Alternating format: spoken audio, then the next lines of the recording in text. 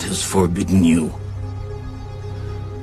For the Lord your God is a consuming fire, a jealous God.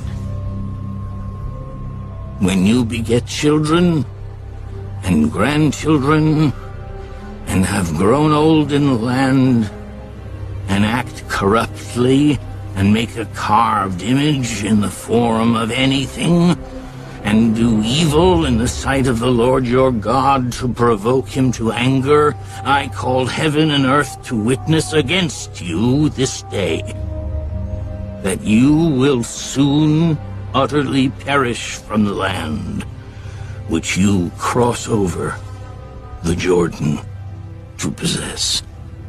You will not prolong your days in it, but will be utterly destroyed.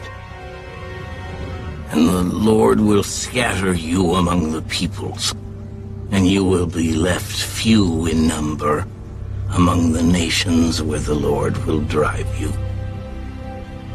And there you will serve gods, the work of men's hands, wood and stone, which neither see, nor hear, nor eat, nor smell. But from there you will seek the Lord your God, and you will find him if you seek him with all your heart and with all your soul.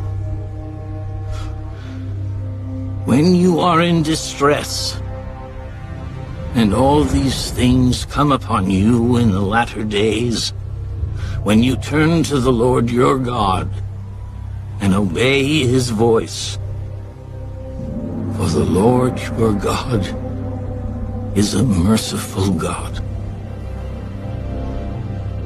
He will not forsake you, nor destroy you, nor forget the covenant of your fathers, which he swore to them.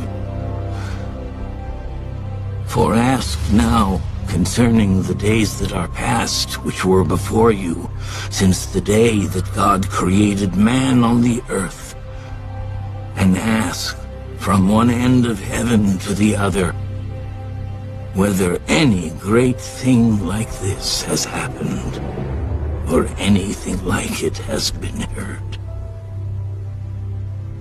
Did any people ever hear the voice of God speaking out of the midst of the fire, as you have heard and lived? Or did God ever try to go and take for himself a nation from the midst of another nation, by trials, by signs, by wonders, by war, by a mighty hand and an outstretched arm, and by great terrors, according to all that the Lord your God did for you in Egypt before your eyes? To you it was shown, that you might know that the Lord himself is God. There is none other besides him. Out of heaven he let you hear his voice, that he might instruct you. On earth he showed you his great fire, and you heard his words out of the midst of the fire, and because he loved your fathers, therefore he chose their descendants after them.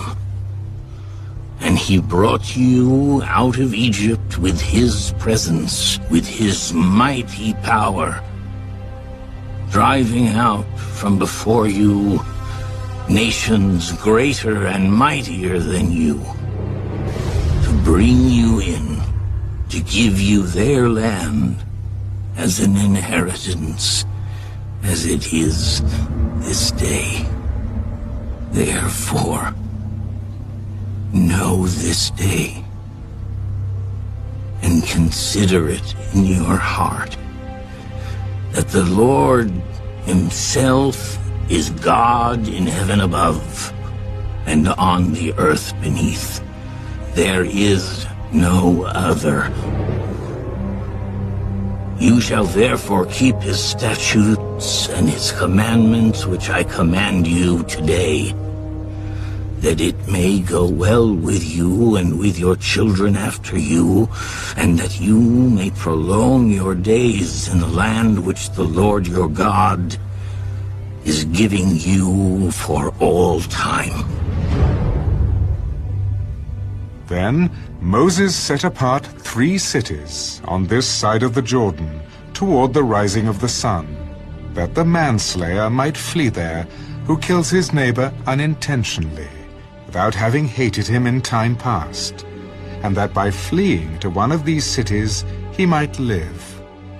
Bezer in the wilderness on the plateau for the Reubenites, Ramoth in Gilead for the Gadites, and Golan in Bashan for the Manassites.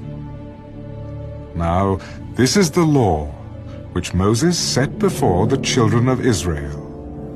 These are the testimonies, the statutes, and the judgments which Moses spoke to the children of Israel after they came out of Egypt, on this side of the Jordan, in the valley opposite Beth Peor, in the land of Sihon, king of the Amorites, who dwelt at Heshbon, whom Moses and the children of Israel defeated after they came out of Egypt.